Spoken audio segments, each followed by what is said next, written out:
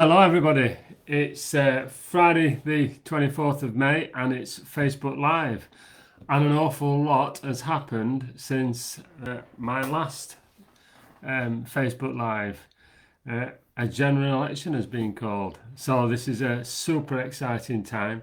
It means I'm finished now in Parliament until after the general election, which means I can spend every week at home in my constituency, which is fantastic to do.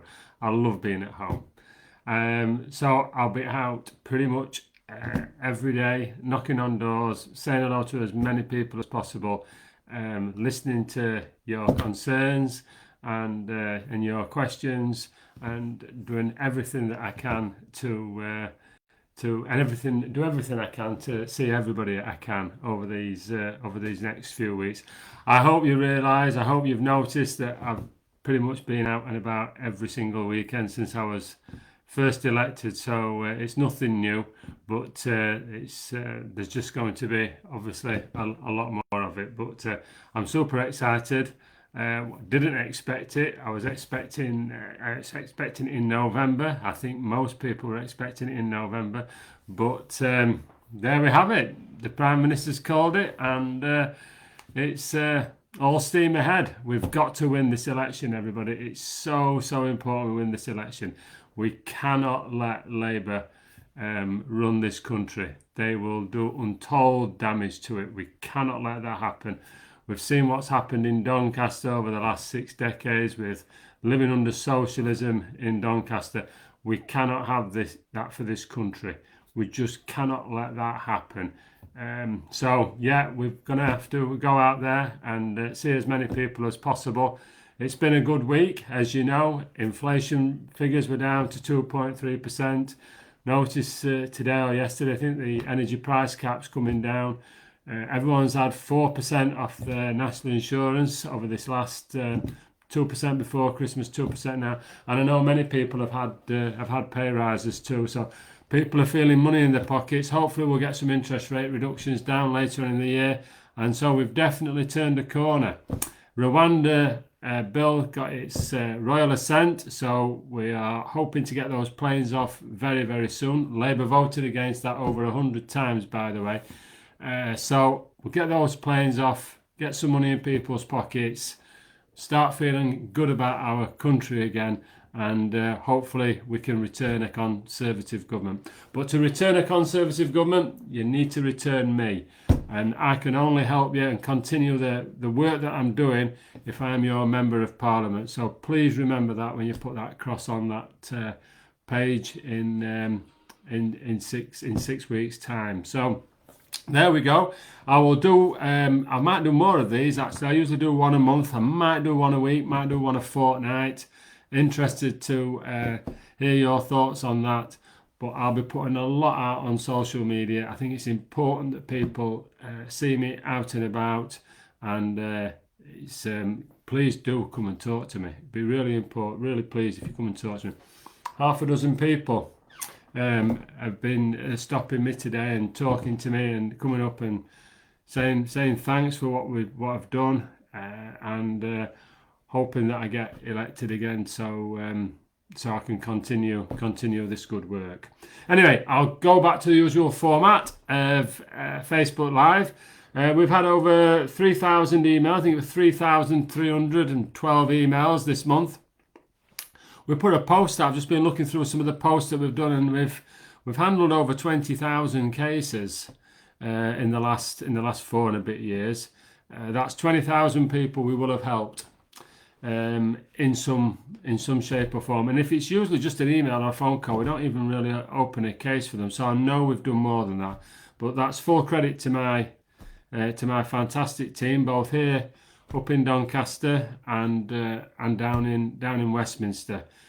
Got some fantastic people, and yeah, they've obviously been doing some great work for you too. Questions tonight have been on. They've been on. Judy's questioned about M&S. I put a post out. I've spoken to M&S twice. They put me in touch with one of their directors or government liaison officers, something like that. And I tried obviously to convince them that I thought they were making a wrong move, shutting the branch in Doncaster, and but I couldn't convince him. And then I asked to speak to someone senior to him, but the whole model of M&S is changing, and they want to go basically. Well, I tell you what they want to go. They want to go where people are, and they're going to these out of town centres because there's car parks there and it's free parking. But I know that's not the only reason, but it's definitely one of them. And unfortunately, we've got a council that doesn't seem to want to listen to me on many issues like this. Although they have actually put up a post recently, which we shared because I want the council to do good things. They want you to input what your suggestions are to make Doncaster great. It's took them 4.5 years to do this since I asked them to sort Doncaster Town Centre out, and they've been in charge of it, Labour, for 60 odd years. But eventually we've got them there. We've actually got them there. I've been up to Edlington today because Edlington's not part of my new constituency, and I spoke to a shopkeeper there, and I said, has it gotten better in Edlington since I've been up and I've done my plan and started getting things moving? And she says, yes, it's definitely got better, Nick. So they do listen eventually, but we just have to keep on at them and at them and at them. So hopefully we'll see some movement in Doncaster. The best thing that could really happen for Doncaster is for us to have a Conservative council for once, maybe a Conservative mayor with a Conservative council who can actually get something done. But until that time comes, then we need Conservative members of Parliament, which is why it's so important that you vote Conservative at this coming election, so we can hold this council to account and get them to do what's right for town. But anyway, your question, Judy, was around the buses. I will make inquiries about that. As you know, Doncaster Central is not my constituency, but I will still ask the questions that you've asked for, and I'll get back to you once I've got the answers for that. I'll bob it on Facebook for you. I did also quiz M&S about their gendered toilets as well. It's not nice for women following men, and it's not nice for girls either. And I did quiz them about that. I just want that on the record. And luckily, the government have said no. We need separate places for men and women. And I'm glad the government have been listening to me on that as well. So I did raise that with Marks and Spencers because I think it's really important. So there's I will come back to you, Judy, on that. Dennis, did you manage to speak with the Secretary of State about the civil aviation in the airspace above Doncaster? Yes, I did.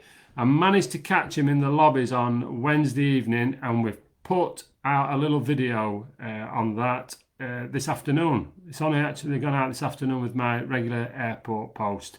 So he's going to do what he can. It's a civil aviation authority's decision, but he knows how hard I've worked on this and how hard other people have in Doncaster too. He knows how important it is, and he's going to do what he can for us. It's important that ministers know, but obviously it is the Civil Aviation Authority's decision. However, if the space did go, I've been told by the Civil Aviation Authority that it would not be too difficult to get that back. However, it will be another hurdle. So ideally, we want the Civil Aviation Authority to make the right decision. So we'll see. But I asked the question because that's what I'm there to do. And I did it, and I've posted it out there. So please do take a look at that, Dennis. Just have a scroll on that. Tina, I've voted Conservative all of my adult life, but I've lost faith in things. They promise and then don't deliver, same as the other parties. I understand that, Tina. I know it's difficult. We've gone through a really difficult 4 years. I've been in the middle of it, as you know I have, championing Doncaster. But I hope I've not let you down. I hope I've not. I've tried not to. I try and get this council to do what I want them to do, which is really difficult. And obviously, I've shouted up in Parliament all the time. I've continually kept on championing. And Doncaster's had £80 million in levelling up and town funds deals. It's got another 20 million in a partnership, which is 2 million a year for 10 years. got city status. The South Yorkshire area is being given an investment zone, and so Doncaster gets opportunity areas around that, which is why the airport is so important. And so there's huge opportunities there for businesses to come to Doncaster and get some real quality jobs for our young people. I said I was going to do work with children, with role models, and I did, and I've produced this booklet which I've been dropping off at all my schools today. I've been to all 7 secondary schools today, and I've dropped them all off 2 boxes of these role models for the sort of year 8, 9 kids. So I genuinely do believe I've kept all my promises. I've done everything that I've said. I'll continue to do everything I say. And I will always hold the council to account, and also my government too. But they have done an awful lot. Please don't forget that. And also through COVID, they did keep all these businesses afloat and all the wages paid. So I understand it can feel difficult, and I can understand as though people are not listening. But trust me, that's what my job is. My job's to make them listen, and I'll continue to do that. But I can only do that if you put a cross at the side of that box, Nick Fletcher. I really desperately want to make sure that I end up down there again, so I can continue doing this wonderful, wonderful job and helping all the wonderful people of Doncaster. Right, so the next question, I think that might be about it. Tina, that's about it. So we have a look, see what's coming. Is there a list of Conservative candidates for the other constituencies in Doncaster? We've got Glen Bluff in Doncaster North. Doncaster Central has not been decided yet, although I believe they're extremely close on that. And then there's a new constituency called Romarsh and Conisbrough. And I don't believe we've selected there yet either. It's all changed because of the boundaries. But there's one thing for certain, you will have a Conservative candidate to vote for, and they will be good. I hope people are going to vote for Glenn, my colleague over in Doncaster North. He lives in Doncaster North. I'm hoping we're going to get somebody from Doncaster for Doncaster Central. So you'll have Doncaster people as your candidates to represent Doncaster City down in London. None of these that have come from other places. We want Doncaster people selected for Doncaster seats so we can represent you properly like I have down in government. That's what we want. And we need to make sure that we return Conservative MPs, because it's the only way we can hold Doncaster Council to account and get the opportunities for our young people. That's what we want. Get the taxes down, get the area booming again, getting Doncaster people to feel wonderful about Doncaster. That's what we want, and then we want the country to feel the same about it too. So it's a big ask, but I know we can do it. I'm so excited about this election. It's going to be great. Let's have a look.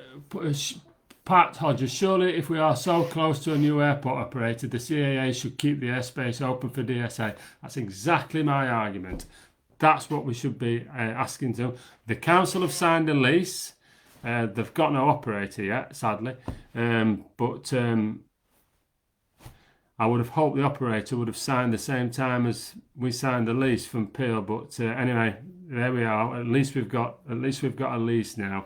I am concerned that these different break clauses that we've got. So we need to be careful with that. That's why you need to make sure that I'm returned back to Parliament, because I can hold them to account. We've got to get that airport open, and I won't let them off the hook. We need to make sure that it opens. But yes, hopefully the CAA will see that a lease has been signed, and that will keep the airspace open for us.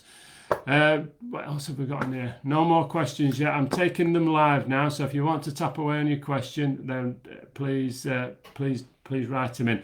Comments are wonderful, and I do read them all, but questions would be great. I just thought I'd tell you a few other things that we've been on with. The RSHE guidance for kids in school. I've seen so much evidence of our children being taught things that are factually incorrect and being shown images that I wouldn't want my children seeing at that age. And I managed to get in front of the Secretary of State for Health many times, shout about it many times, And then last week, the Secretary of State came to Parliament and says there's going to have to be a complete stop on this, which is great news. Some of the things that I've seen, some of these external providers have been going into schools and showing things to our kids, which is not right. And I know there's a lot of teachers out there that didn't want to teach these lessons too. Lots and lots of teachers have emailed me and said, Nick, we don't want to teach this, but you know what I mean, we're worried about his job. So I'm so pleased that the Secretary of State came and said, no, we've got to stop this nonsense. It's wrong. It's just not right. And so we definitely had a win there.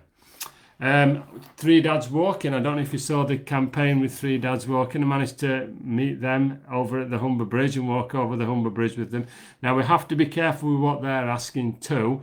Obviously they're wanting to suicide prevention. Both the three dads lost three daughters, and I understand why we want to prevent anybody taking their own life. It's an awful thing, but I'm sure people wanted this RSHE guidance on relationships. I'm sure they were doing that for the right reason, but it got old.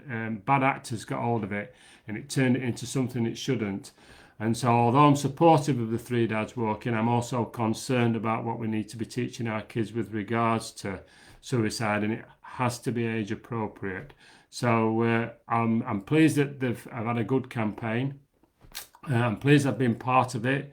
But we do need to keep our eye on what we're actually teaching our kids, and we don't want to make any situation worse. The whole idea of Three Dads Walking is to save lives, and if it has any effect where things might, bad actors might get involved and start teaching kids things that they shouldn't be taught, then I'll be straight in there again to make sure that we're only teaching them things that will do what they want, which is save lives. Thorn Leisure Centre was opened. It took a long time, but we eventually got there, and it looks absolutely stunning. I mean, swimming pools just do look nice, don't they? Especially when they're new. But this one it's absolutely amazing. They've done a fantastic job. So I was pleased to be down there with the mayor and two Labour councillors and parish councillors. I'm not sure they were as pleased to see me, but it always makes me smile when we get together.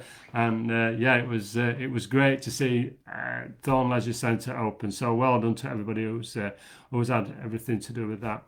I've had quite a lot of public meetings over the past few weeks, and I'm sure there'll be some hustings coming along. That's where I sit alongside the other party candidates, and I'm really looking forward to them. They're great fun. It's great to see many people. I'll be able to answer all your questions there, and we'll be able to hear what the other parties have got to say. So if you do see that advertised, doesn't matter where you live, please do come along and come and listen to them. I think there's going to be at least two, or at least I think there's going to be one over in Crowell, Epworth, I believe, and I think there'll probably be one over in Doncaster as well. So looking forward to them. They're always good fun. I think that is about it for now. I will obviously do more of these, and I'll just keep on posting stuff out and keeping you informed. And if you've got any questions, then just let me know, and I'll try and answer them where I can. We might have a few more questions on here. Just have a look. Let's have a look. What are the break clauses you mentioned about? So break clauses. It's from Pat. Break clauses. When you sign a lease, you have a break clause. Sometimes a 2-year one, a 5-year one, a 10-year one. And we've got a 125-year lease with the airport, but there's a break clause at 2 years and 5 years. I'm not saying they're not the right thing to have in there, but I am concerned about them while we've not got an operator. So we do need to get an operator as soon as possible. And that's not TUI or Ryanair. They're airlines that will obviously, hopefully, use our airport. The operator is somebody who's actually going to run the airport, and that's what we're looking for. Ben Ouchin in Teesside, he actually does that himself. Ben's a great Conservative mayor, and he's actually running the airport himself. Just let that sink in. So that's what I believe we should be doing. Unfortunately, what we've got is that we've got a Labour mayor who's £23 million of Doncaster's money's going over to their trams, which I don't think's fair. And every time I'll see Oliver, I'll be asking for our money back because it's not fair. I'll also not only be asking for our money back, I'll be asking for some money off of him for our airport, because Sheffield, Rotherham and Barnsley are all going to use that airport, and I think it's important. So yes, I'll keep on asking him for it. PLO council break clauses. Let's have a look what else we got here. With plans, Michael, with plans in place to release some prisoners earlier from prison, are there plans to build more prisons? Yeah, massive plans. We've got 3 coming online very soon. We had 60 new places put on only very recently at Hatfield. And we've got 3 more that are literally in planning at the moment. So yes, we're building a lot more prisons. We're putting a lot more people away, and it's important that this happens. But yeah, the bigger picture to me is always about less people getting into having to go to prison in the first place. If they've committed crime, we've got to get them into prison. But we want less people committing crime in the first place, which goes back to kids at school, giving them opportunities, giving them good jobs, giving them value, giving them fantastic jobs here locally, letting them feel good about themselves, keeping them busy. Youth clubs, keep on asking our mayor to sort youth clubs out. Party politics getting in the way, I'm sure of it. I'm absolutely sure of it. But that's why we need a Conservative mayor. That's why we need a Conservative council. That's why you need Conservative MPs, because we're the ones that will really look after the young people. Not look after them with giving them this and giving them that, just giving them opportunity and value and aspiration and inspiration. That's what we want for our young people. So yes, I'm sure we're going to have to build some more. We are building more. We're going to have to build some more. But a 20-year plan wants to be looking at, let's stop young people ending up on this pathway of crime. That's what we want. And that's what my role models is all about. That's what my mentoring schemes are all about. That's what all my working with men and boys is all about, because it's 96% of prison space is taken up by men. And so we need to work with boys and men to make sure that this doesn't happen. And that way, we protect all our girls and women. We look after our girls and women too. So helping boys and men means we help girls and women. And that's what I've always been championing. We can think 2 thoughts at once. And it's important that we champion our girls, but it's also important that we look after and champion our boys too. So that's why my work's been on so important on that. I always say I've got a son and a daughter, and I want them both to do equally well. Right, folks, I think I've spoken enough. I will hopefully do this again next week. Let me know if you think I should. Please put it in the comments below. And if you do, then I will gladly do it. And if you see me, do please come and say hello. It's really important. Fan or foe, just come and say hello. Let me listen to you, and I'll do all I can whenever I can for the good people of Doncaster East and the Isle of Axholme. Thanks a lot, everybody. See you later.